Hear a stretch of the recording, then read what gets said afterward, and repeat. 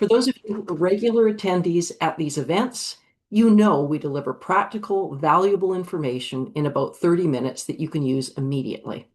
These events also give us an opportunity to help you see some of the work that we do. So when you're looking for help, we hope you'll reach out to us. So today, I'm going to give you 7 proven tactics to boost your member retention rate. Why does this matter? Well, obviously, we need a high member retention rate in order to have strong sustainability. That's obvious. But one thing to keep in mind is that retention, holding on to an existing member, is easier, cheaper, and faster than attracting a new member. So just for practical reasons, quite apart from sustainability, member retention is something that we really want to focus on just because it is so much easier than new member attraction is. So what we're going to be talking about today, I'm going to spend a couple of minutes talking about your association management system, not because I have anything in particular to recommend, but because when it comes to member renewal campaigns, your association management system, if it's the right one for you, can save you a lot of time and a lot of stress. So we're going to talk briefly about that. I'll talk about how to build your campaign. Remember, this is a campaign. When you look to renew people, you are selling them, convincing them that they want to spend money for another year of membership. We'll talk about what your renewal process should look like. We'll talk about the value of concurrent messaging as you go through your campaign. We'll talk about how best to use your staff and your volunteers in your membership campaign. We'll talk about the importance of demonstrating your member value proposition in your renewal campaign. And I'll also talk briefly about rate increases because generally speaking, renewal time is the time to be bringing in your rate increases as you need them. So in terms of the high performance membership organization, this is an entity that excels through efficient internal operations. And this podcast is part of the High Performance Membership Organized series, otherwise known as the HPO podcast. If you'd like to find out more about what the HPO is all about, just scan the QR code to learn more. And if you received a link to this podcast from someone else, if it was forwarded to you, get your own personal subscription by clicking on this QR code and don't miss an episode. Also, a full copy of the slides is available. If you'd like one, just ask and we'll be happy to send it to you. So let's talk first about your AMS. What you want with an association management system, you want all sorts of things in an association management system, and that's really up to you and your needs. But when it comes to a renewal campaign, these are the things that you want to make sure you've got in your association management system. You want to be able to go into your association management system and know how long each member has been a member. That's really valuable information. It's also great if you can go in and for each individual member, know what services they've actually used and when. So when was the last time they showed up at an event? Are there any programs that they're using? This tells you how engaged they are as a member with your services. You also want to know what amount they paid last year. If all of your members pay exactly the same amount, that maybe is less valuable information, but when there is variances, you want to know what each person paid last year. The other thing you want to be able to do on your association management system is you want to be able to assign a category to a given member to indicate they are at risk. You know, if they haven't used any services for the entire year, if they haven't been participating, if you've got various other reasons for thinking they're at risk, you want to be able to flag them in that at-risk category, and we'll talk about what to do with that category in a few minutes. You also want to know from your association management system, what is your revenue by member type? So what you want to know is which type of member is delivering the most revenue to this association. That matters. Often, the member type that's delivering the most revenue is not the member type that gets the most attention. So that's something you need to know. How you handle that information is up to you, but it's something you must know. The other thing, and this is absolutely critical to a member renewal campaign, you want to make sure that your association management system allows you to set up auto send. So for any given member, you can automatically send a specific message to them at a certain date and at a certain time. This is really critical because it allows you to set up your whole campaign well in advance and then just have it go to run. So you want to be able to do that with your association management system, and that's one of the most important things that you want your association management system to be able to do. The other thing that's absolutely critical here is you want that system to be able to filter out people after they've paid. If I paid when you sent out the first message for renewal, and now I keep getting the messages to renew, it's super annoying. And it's especially annoying if I forget I paid and I do it again. So make sure that you can not only do that auto send by date, but you can also filter out people as they pay, they get moved out of the cycle. So those are the things you really want to know about your AMS. That will really make your life a lot easier. The other thing you want to keep in mind is you want there to be the opportunity for people to pay online. You want to encourage people to pay online because that makes it easier for you. But there are some people, in particular companies, if you have companies as members, that just always seem to want to pay by check. So you want to make sure that you can accommodate them. One thing to keep in mind is once you've set up your online payment functionality, you want to make sure you test it thoroughly and test it thoroughly from the member's perspective. The idea here is if I come on, okay, I'm ready to pay online, don't let anything get in my way. If I suddenly need some information that you didn't give me before I went to pay online, I'm going to end up aborting the payment, and that means I'm less likely to get back to it in a hurry because I got frustrated. So make sure that you test the online payment very thoroughly. All of the functionality has been thoroughly tested, debugged, and it's going to be a flawless online experience. The other thing that you're going to need, and we'll talk in more detail about this, is you're going to need accountability for all the tasks that are part of your renewal process. You're going to want to have targets for your retention rate, and you're going to want to have regular reporting of a consistent nature. And I'll talk more about that in the next few minutes. So basically, these are the things you want to have in place before you start your member renewal campaign. And if you plan well, your retention rate is going to be higher than if you don't take the time to plan well. So it's well worth it. Now, let's talk about building your campaign. You know, it's a funny thing about member renewals, but often they don't get the attention that they deserve. You know, if you think about if you were putting together a new member recruitment campaign, you would build a campaign. Everybody understands that. If you have a point of advocacy that you really need to accomplish, you'd put together a campaign around that. If you had a conference and you're putting bums in seats, you'd know exactly what your marketing campaign is going to be. But often for member renewals, we don't design a campaign. It's just a routine task. And often I have seen situations where the member renewal campaign is literally nothing more than sending out an email that says, you know, it's time for you to pay, click here to do so. And that's it. There's no sales, there's no marketing. You do need a campaign. It's critical that you retain your members. And the only way you're going to do that is by selling them on the idea that it's worth their while to renew. So there's 7 elements to your member renewal campaign, and I'm going to explain each one of them in a few minutes. First of all, you need a retention target. What's your retention target going to be? What are you shooting for? You want to get the whole team around that target. You're going to need timing for each stage of the campaign. Typically, you'll do your stages in months, and each month you'll be doing something a little bit different. So when is that going to start? When is it going to finish? You're going to need your pitch. You know, why should I renew? What's in it for me? And you're going to have the collateral that goes along with that renewal pitch. So those are the things you're going to need there. Accountability. Remember, we said you're going to need accountability for every task, and you're also going to need big picture accountability for the entire campaign.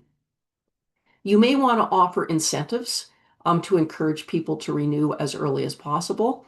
And you absolutely are going to want to be able to do performance tracking. So you can see every year, how did we do this year? How does that compare with last year? You need that tracking. So let's start with retention targets. What kind of targets do we want for retention? Well, keep in mind that, you know, let's say your retention rate is 70%. 70% sounds pretty good. You know, I mean, 70% of people, you know, want to renew.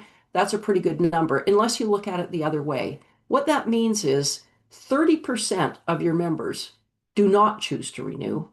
And also keep in mind, if you're going to hold on to your numbers, that means that you have to find 30% of new members every single year. And that is a huge task. Generally speaking, and this is just anecdotal evidence here, you want to have a retention rate that's at least 90%. Now, 100% on a sustained basis is not going to happen because there's friction. You know, people die, companies get taken over. There's all sorts of reasons why you are not going to get to 100% every single year. But your target should be a lot closer to 90% than lower than that. And obviously, every year we want to make it a little bit higher. So we want to make sure we've set our retention targets and that they are reasonably ambitious. Next thing is your timing. How many communications are you going to send out for your renewal campaign? What is the date and time that each one is going out? And we also need to be coordinating with other messaging as well. So if you've got other stuff going on, you want to make sure that coordination is happening. And I'll talk about that in a bit. In terms of putting your campaign together, if you have members that all renew at the same time of year, it's a good rule of thumb to start planning 4 months ahead of your expiry date. So if your expiry date is at the end of December, you want to start planning end of August, early September. That gives you plenty of time to get everything organized. And your renewal campaign should be a 90 to 120 day cycle. So basically, you're going to want to start your campaign 60 days in advance of expiry. So 2 months ahead. Any earlier than that, people tend not to pay attention to it. And if you leave it too late, it just means you're going to be well into your next fiscal year and you're still going to be collecting and phoning. So let's not do that. Start 60 days in advance and then continue on with your campaign should continue after expiry, but not too long. So your campaign should continue 30 to 60 days after expiry. So hence the 90 to 120 day cycle. How many emails do you want to have? About 6 to 9, because you want to have about 2 per month. You want to make sure things are coming in regularly, but at the same time, you're not spamming people and annoying them.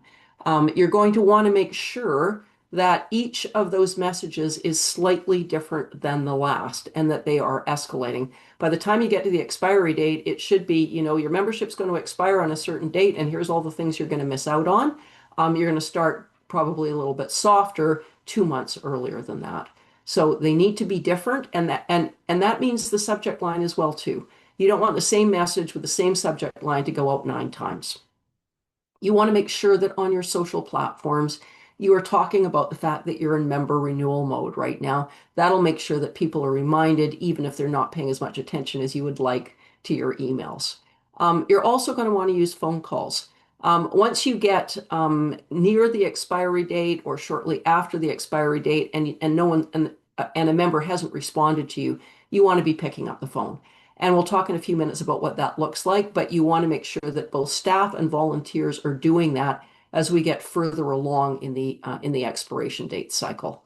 Make sure that you've got everything set up in advance. All your collateral, your campaign, everything is all organized in advance. That's why you want to start planning 4 months ahead.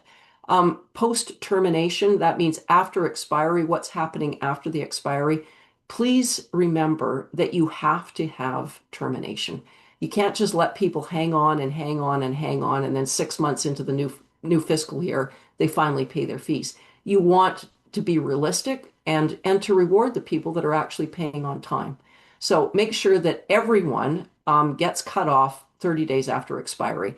No exceptions. Unless someone is actually promised to pay and they've got a good reason for why it has to be late, you want to make sure that membership terminates 30 days after expiry. And you don't have to tell people that they've got that wiggle room. Just make sure that it happens. And then you reach out to them and say, I'm so sorry. Maybe this was a mistake. You're not a member anymore. We'd love to have you back. So just make sure that you remember that you have a schedule for after expiry and that you do have a firm date by which you cut people off. Now, in terms of your pitch, let's keep in mind, and I mentioned this earlier, this is a marketing and sales activity. You are asking your members to pay money to be a member for another year. That is a commitment, just like becoming a new member. So you want to make sure that you're using all of your marketing and sales skills when you're putting your pitch together. Keep in mind, too, that you have different types of members, and it may be appropriate to send different messaging to different types of members. For example, your suppliers, there's a different value proposition for them than there is for your core members. Your suppliers are there so that they can connect with your core members. Your core members are there for a different reason, and you may have more than one type of core member. So don't skimp on customization. If it's appropriate that one member segment has a different messaging than the others, then make sure that you do that. Keep in mind when you're talking about why you should become a member and all of the great things that we did last year, let me give you some suggestions as we head into that. What you want to have in your pitch is, amongst other things, you want to have your year's highlights. Now, if most of what you do as an organization is government relations, stakeholder relations, advocacy, when you're talking about the highlights of the previous year, don't say, well, we had 15 meetings with government officials and we published 3 position papers. The 3 position papers you definitely want to talk about, but the 15 meetings, nobody cares. What they care about is what the outcome was. Did you get in to see somebody that you weren't able to get in to see before? Did you get somebody's assurance that they're going to take it further up, they're going to run it further up the flagpole? Focus on meaningful outcomes when you talk about the year's highlights. You also want to make sure, and this is perhaps even more important, what's coming up in the year ahead. You want to make sure that you let them know what they're going to be missing if they don't renew. You also want to remind them of the member value proposition. Why did they become a member and why should they stay a member? And really importantly, get to the point in the first sentence. Your subject line should be absolutely clear, absolutely crystal clear about what is in that message, and make sure that in the first line, they are able to take action. If they get it right away, they want to renew their membership, they don't have to read anymore. Explain in the first line how they get there and how they can do it. Now, in terms of the collateral that you're going to be needing for your renewal process, you're going to need email content for each communication. So if you've got 6 to 9 communications, you're going to need 6 to 9 emails. There's going to be overlap in terms of what's in them, but they're all going to be slightly different. You're also going to need an event calendar. What's coming up this year? Now, a lot of people feel uncomfortable with that because they say, I don't know what date it's going to happen. I may not even know what month it's going to happen. I don't know who my speakers are going to be. I don't know what we're going to be focusing on. That's okay. Just let them know we're going to have an event of this nature in the spring, an event of this nature in the fall. We're going to kick off a new program in the summer. Just let them know roughly what it's going to look like and roughly what time of year it's going to happen. Remember, we talked earlier about the previous year's highlights. Make sure that they understand that the money they spent last year was well spent because something actually happened as a result of it. Make sure that you've got in your collateral that you've got speaking points for the phone. If you get voicemail, if you get someone in person, what are your speaking points? You're going to want to have that, and you're also going to want to have templates for follow-up voicemails. So keep in mind when the phone calls start, which is going to be after you've exhausted the most of the email possibilities, chances are you're going to be getting voicemail. Not everybody listens to their voicemail as often as they should. And for that and other good reasons, you want to make sure that you follow up every voicemail with an email. So make sure that you've got your templates for those emails so you're not, writing it up after every phone call you make. It's there, it's ready for you to go. Another thing to keep in mind is when you're picking up the phone and you're leaving a lot of voice messages, we have a tendency to get into kind of an auctioneer style pattern. We talk fast. And especially when you're listening to a voicemail, if the person at the other end is blathering very quickly, you may not understand, you may not hear who they are or where they're calling from. And those are often the things that get blurred because they're going way too fast. Just take the time to speak slowly. Don't talk fast, speak slowly, slow it down.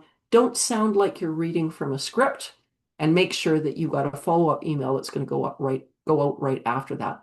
You also need invoices, especially if your members are companies. The accounts payable people need an invoice. So the very first message that you send out to them, make sure that that is a personalized invoice. It's got their company name on it, their address, the amount that they pay. In other words, they can take straight into accounts payable and deal with it immediately. So invoices are really critical, and don't make them wait to ask for an invoice. Provide it right off the rattle and make it easy for them.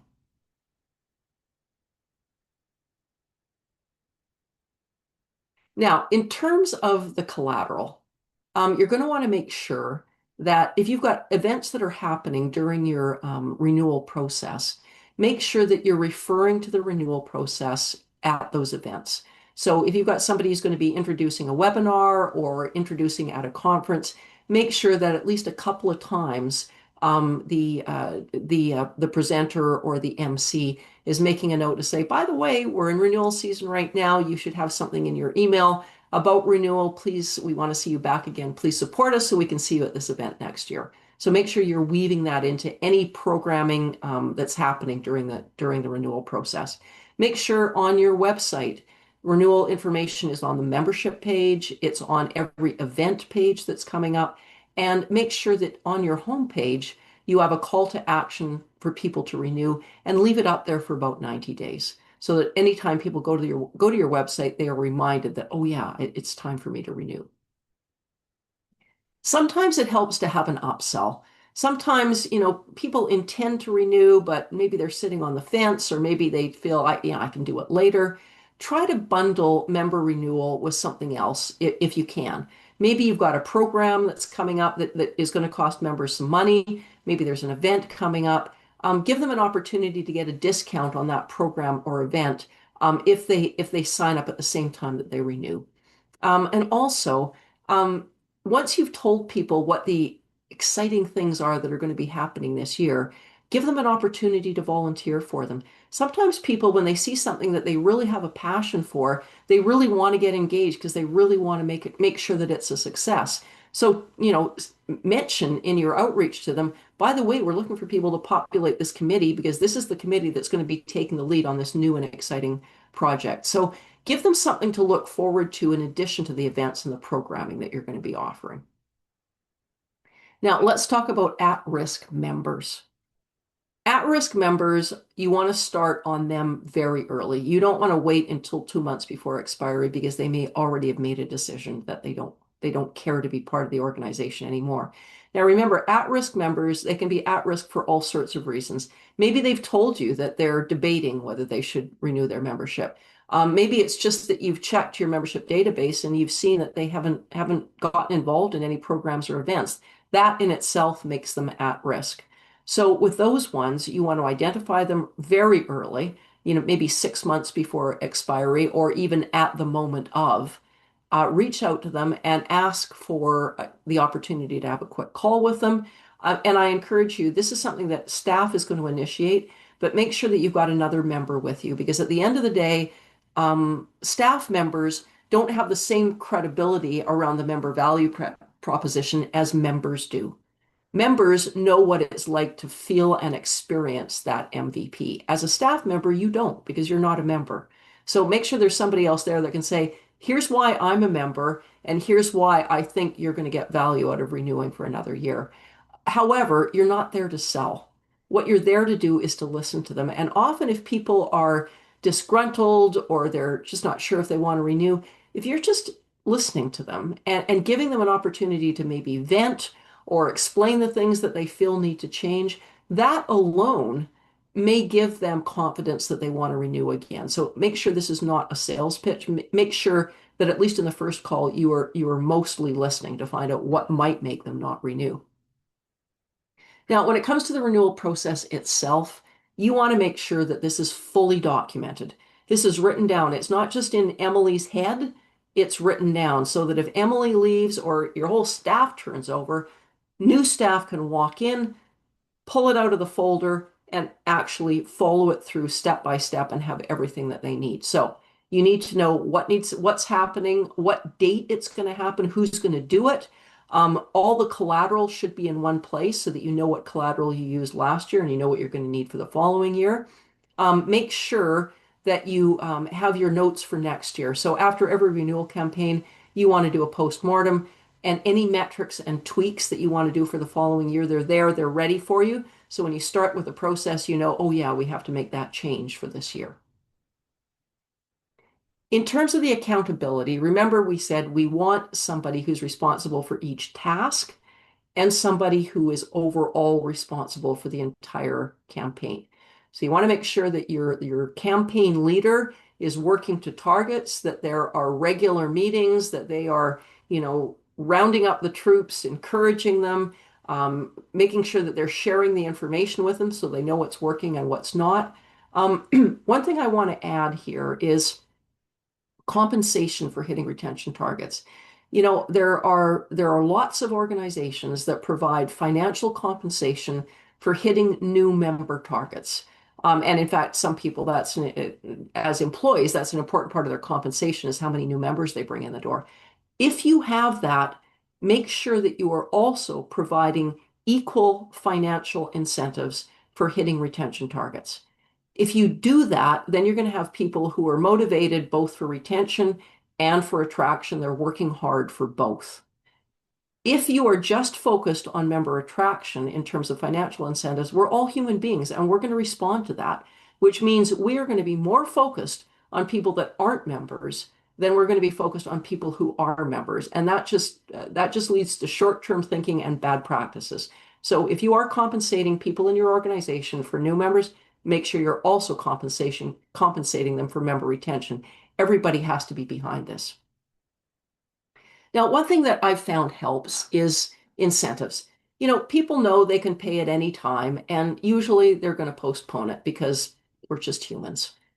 So having some incentive for paying early or for at least paying on time is usually a good thing and will usually help. However, you have to keep in mind who is actually paying for this.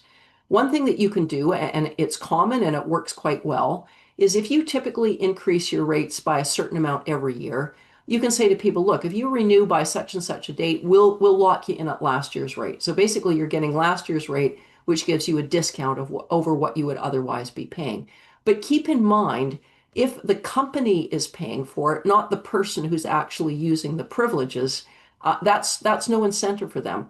If I'm a member of a professional organization and my company pays for it, me saving them $50 is not going to get me another $50 on my paycheck.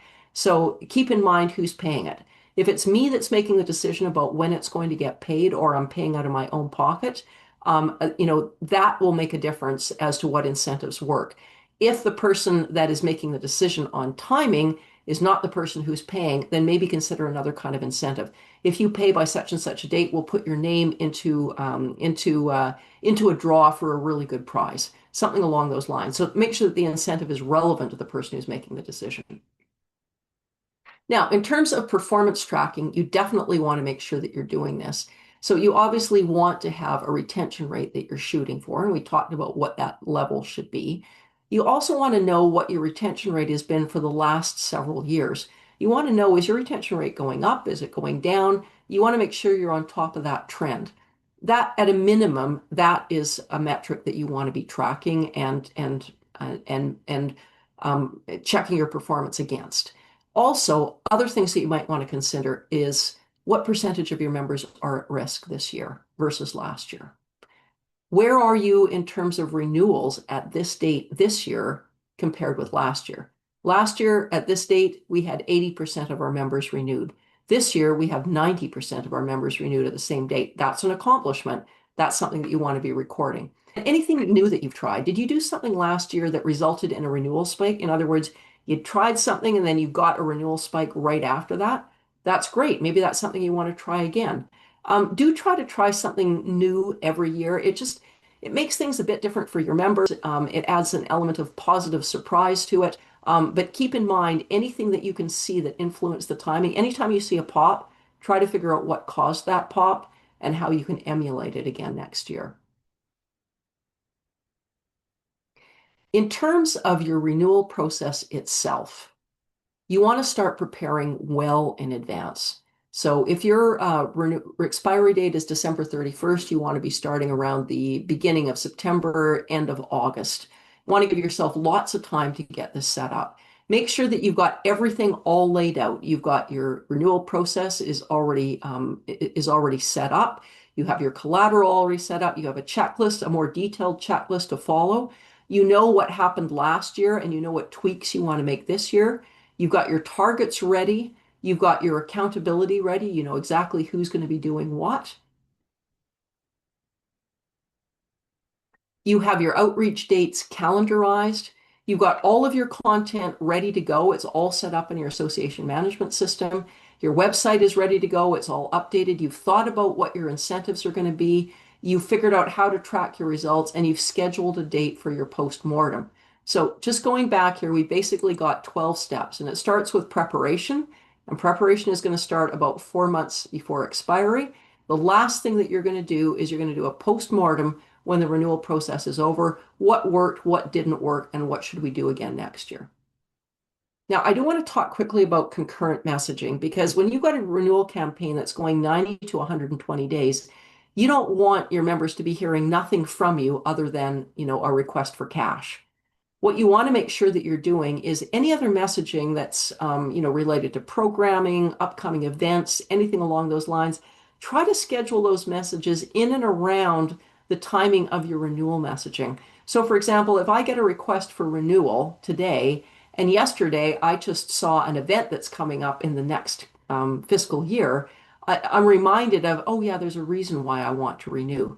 So try to time your other messaging in and around the same kind of timing as you've got for your renewal messaging. Anything that you've got in terms of wins that you can share, priorities, exciting priorities that you've got coming up for the following year, and make sure that your internal accountability coincides. Because, it may be that the regular messaging about, events and programs and all that kind of stuff is done by regular marketing and communication staff, whereas your renewal process may be done by your membership team. So you want to make sure that your regular communication staff knows exactly what the dates are for your renewal process so that they can make sure that their timing is around that and that they are all part of the process to make sure that member retention is as high as we can possibly get it. Now, of course, staff are going to be taking the lead on member renewals. That's their responsibility. But you want to be able to use volunteers as well, too, for the reason I mentioned earlier.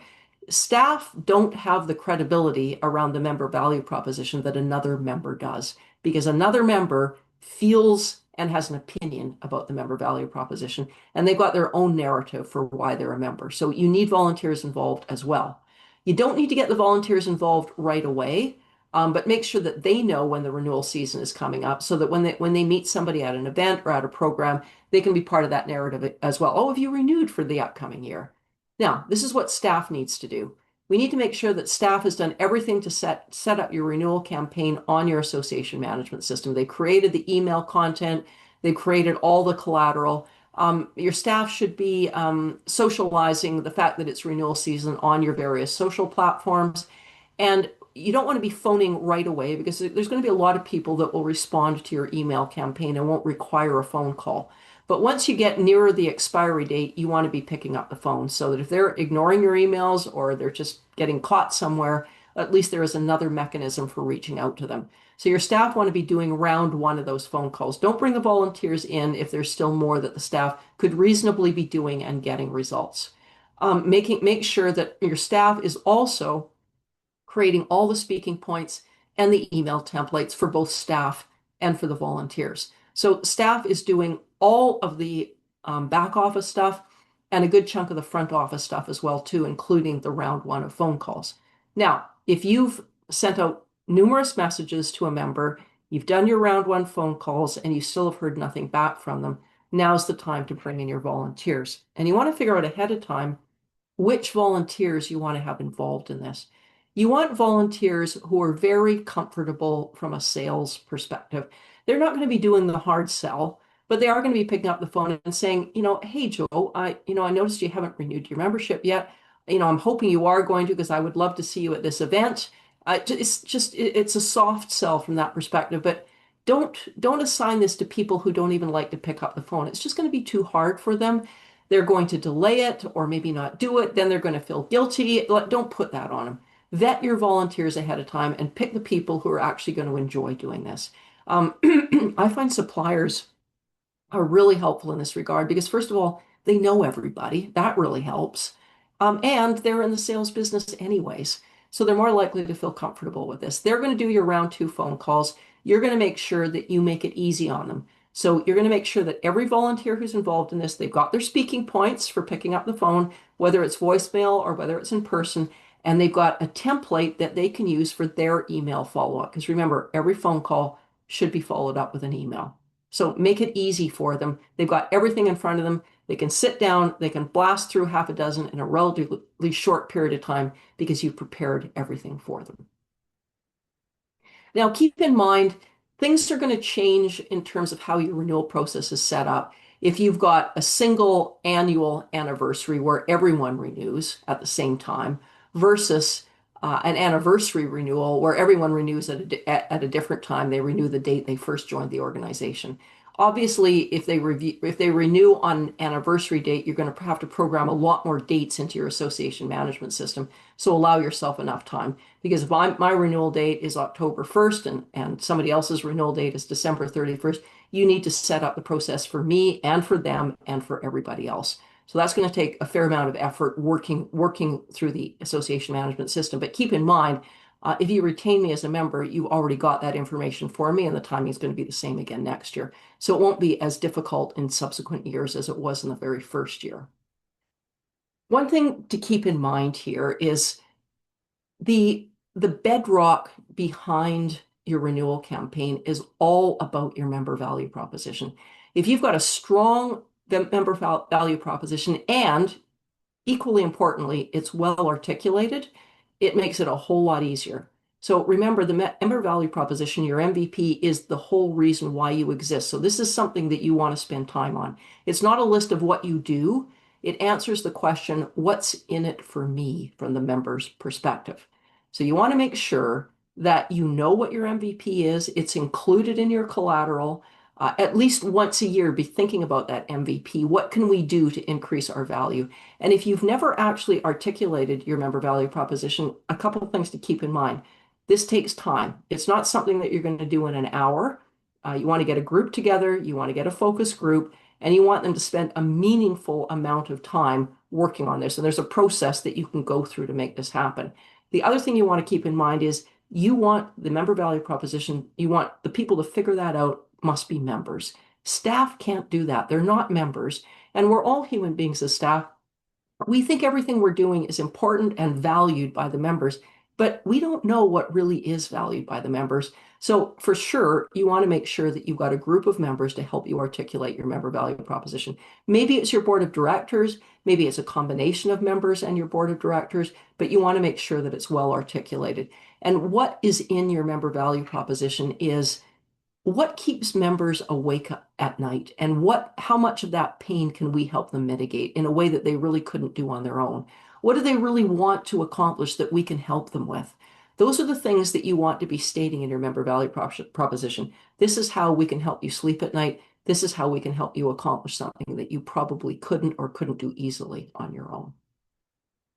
Now, I want to talk quickly about rate increases because typically it's at renewal time that rate increases come into force. By far, the easiest and most palatable thing for you to do is a small annual increase. So rather than waiting every few years to, hit somebody with a 10% or higher increase in fees, just make it every single year it's going to happen. Consider tracking it to the Consumer Price Index.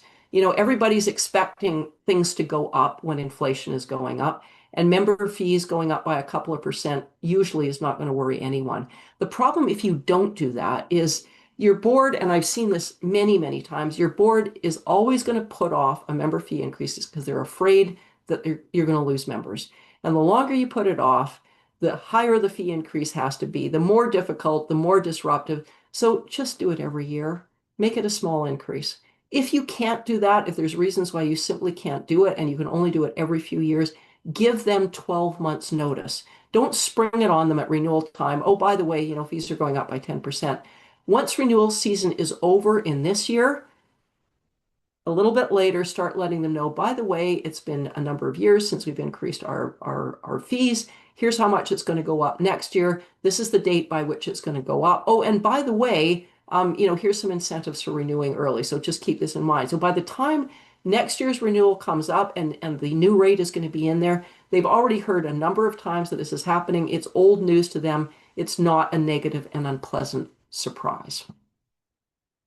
So I promised you I was going to give you 7 proven tactics to lock in loyalty and to increase your member renewal rate. And here's the 7. Start with the right association management system for you. This is going to make your life so much easier. If you've only got 20 members, maybe it's not going to be necessary, but even with 20 members, it will be a lot easier if you've got the right association management system. Make sure you plan your campaign. There should be a campaign like any other important thing that you do. Plan it. Make sure that you are demonstrating your member value proposition, both through concurrent messaging and also in the messaging that you're sending out for your renewal process. Make sure that you've got the renewal process is fully documented and you've got a checklist, and that list has accountability for staff and volunteers by name.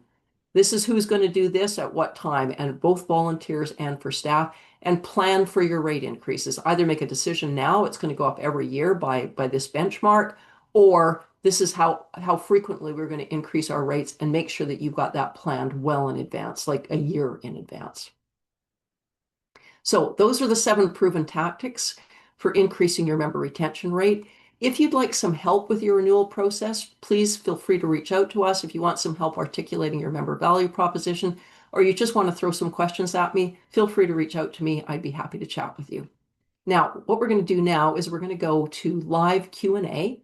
And I just want to remind you, if you do want a copy of the slides, just reach out and I'm happy to send them to you.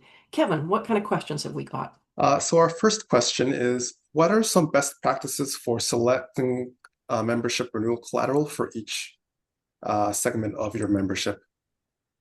Right. Okay. Yeah, good point. We talked about this a bit earlier, that you don't necessarily want to have the same communications going out to all your members.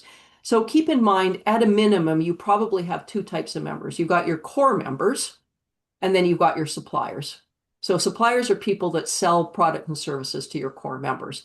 They've got totally different reasons for wanting to be part of the organization. Your core members, your member value proposition, what is keeping them awake at night and how can we help? That's the member value proposition that you're selling to your core members. To your suppliers, it's giving them the opportunity to connect with your core members. So your messaging is going to be different. Suppliers are looking, what are the opportunities I'm going to get next year to connect with those core members? So you want to be telling them that. So in terms of selecting the collateral, think about, who they are, where they fit into each segment, and what matters to them, and then speak to that when you're designing the collateral for them. All right. Our second question is, could you just reiterate how frequently you recommend contacting members about renewals? Yeah, you don't want to be contacting them more than once every couple of weeks. So, twice a month during your renewal season. And remember, we said start 2 months ahead of expiry and continue on 1 to 2 months after expiry. So if you're contacting them about twice a month, that'll probably be between 6 and 9 communications, depending on how long your renewal cycle is. Okay. Next question is, for an association who is facing challenges around getting members to pay on time, how can we encourage them to renew when they're supposed to renew? You know what I found works best here is incentives. And we mentioned earlier, but you do need to keep in mind whose pocket this is coming out of. So if your members are companies, for example, the person who's making the decision to renew, it's not coming out of their pocket. It's coming out of the corporate bottom line. Or if it's a professional fee that your company pays, again, it's the company that's paying it. So any incentive for discount, if the company is paying it, is not really going to motivate the person who's making the buying decision. So for them, you want to give them a personal reason to have an incentive, and that could be a prize draw. If you make sure that your company pays before such and such a date, your name goes into a prize draw for something good. Something that's worth a few $100. You're only going to be giving away one of them, but it gives me an incentive to make sure that my company pays on time. Okay, great. So what signals would an at-risk member give before renewal season hits? And what can an association do in response to those signals to prevent a lapse when renewal season does hit? Good question. Really, the question we're asking here is, if we look at this from the association management system, at what point do we trigger them being an at-risk member and flag them on the association management system as being an at-risk member? Basically, what you should be doing on a regular basis is going through your association management system and checking to see any members that have not participated in a while. Anybody who hasn't been participating in anything for the last 6 months, you want to be keeping track of them. So look at the participation rate. Are they using the member services? Your AMS can be very helpful in that regard. Otherwise, you're going to have to be tracking it on an Excel spreadsheet or something along those lines. That would be a signal. Other signals could be if your members are companies, if there's been new management at the company. Maybe the decision maker who used to decide to renew is not there anymore, or maybe their boss has changed and they may have different views about what's going on. Maybe the company has been taken over, and maybe head office is no longer in Canada or no longer in this province. There are a number of signals that you need to think about and be on top of. Anytime a company is in the news, it's something you want to, if they're a member, something you want to be paying attention to. Now, in terms of the remedy, once you've identified the at-risk members, you really need to call them well before renewal season starts. So if you see if they've been taken over, if management has changed, you want to pick up the phone to your contact and find out everything you can. Is this going to affect membership? Should we be coming in and making a pitch? Use the contacts you've got to figure out what the outcome is likely to be. And make sure that if it's somebody who just hasn't been engaged or hasn't been involved, listen first before you give them the member value proposition pitch. If it's somebody brand new, then it's perfectly legitimate to say, can we have, 15 minutes of your time to talk about, why it might be helpful for your company to continue to be part of this organization. All right. Our next question is, what role does member onboarding play in retention, if any? I think it plays a really meaningful role in membership retention. If you think about the amount of effort we generally put into uh, getting a new member, um, once we've got that new member, we don't want to ignore them. They've already made a decision. So we really have what we're referring to here, I think, is new member onboarding. And what we want to make sure happens is that they feel engaged and they feel connected right away. So you want to make sure that any new member, you have outreach to them at least 2 to 3 times in their first 3 to 6 months of membership. And that not just a welcome email, but a personal call or a personal email from the executive director or the president/chair. Make sure that the outreach is meaningful and personalized, that it's not just, dear Erin, welcome, blah, blah, blah. There should be something in there to indicate that this email was sent to them and to them alone. So if I feel once I've made the buying decision that somebody actually cares, and also you want to get them engaged. So you want to remind them, oh, by the way, there's this program I think you might be interested in. There's this event that's coming up. Would you like to talk to somebody else who is, in a similar position as you and has been a member for a number of years to talk about how they use the services? Have a number of ways of reaching out to them. So don't overwhelm them, but make them feel like you care. So yes, it does play an important role for sure. Right. So on to the next question.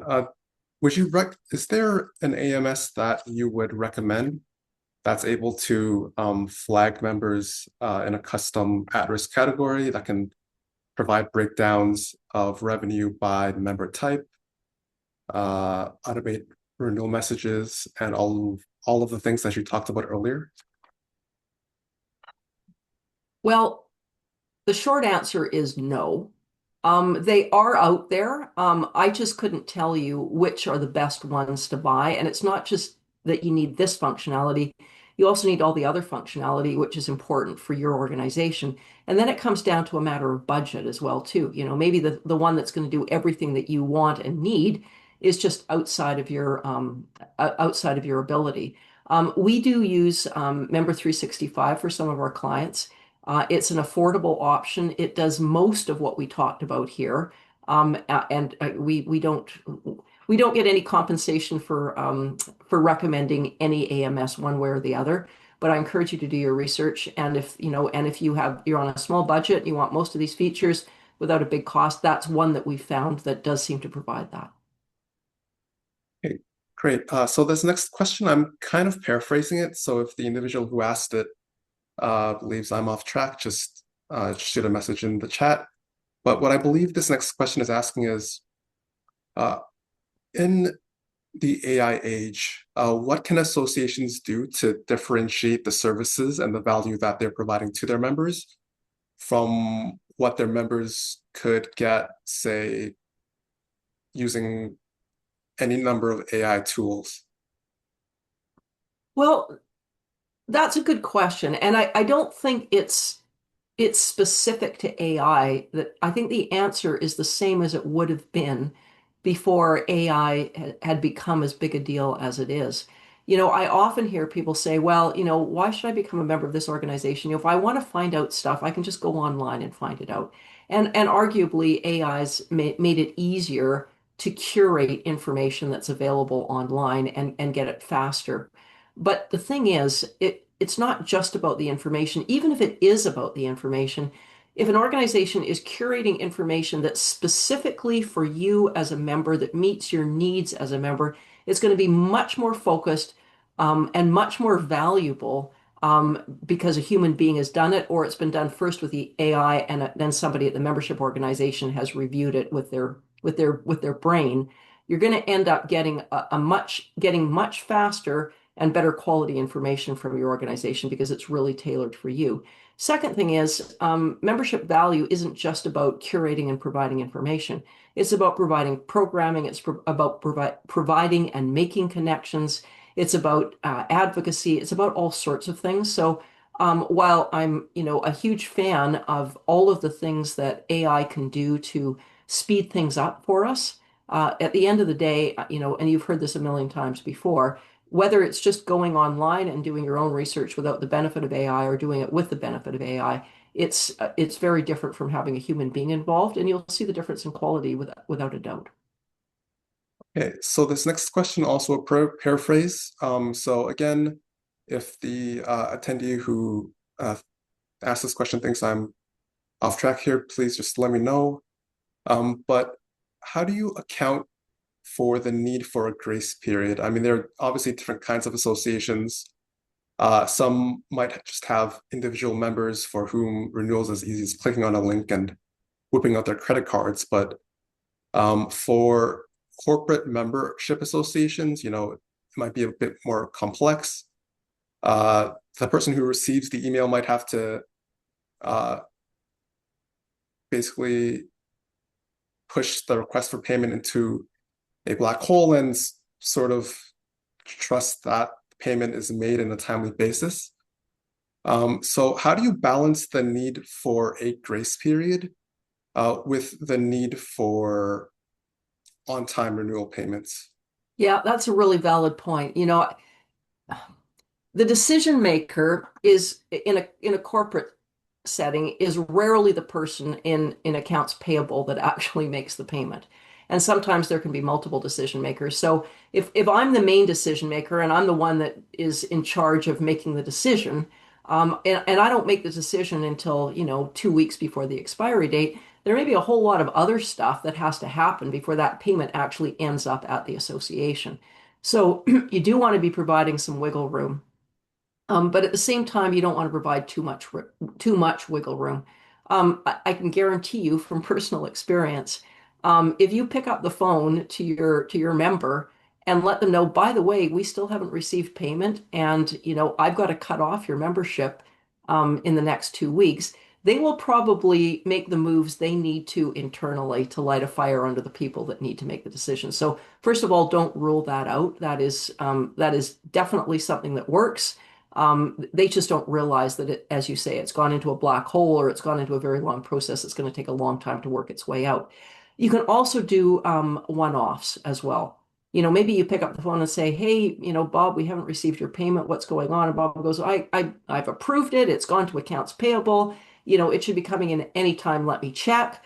And then Bob gets back to you and says, "Okay, everyone in accounts payable has come down with an infectious disease, and it's going to be another couple of weeks." Fine, cut that person a deal specifically for them. Okay, no worries. We'll give you an extra couple of weeks. So take it on a case by case basis.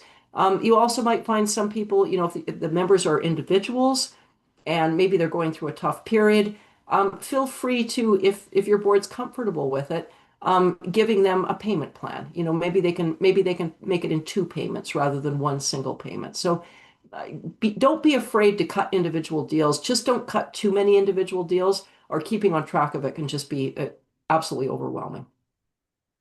All right, thanks, Erin. That was our final question. Okay, excellent. Well, I do hope that you are going to join us for our next podcast, which is going to be on January 22nd. As usual in January, we're going to be talking about what's in store for 2026, to give you an opportunity to let you know what our outlook is for the year, what to expect, and what to plan for. See you there.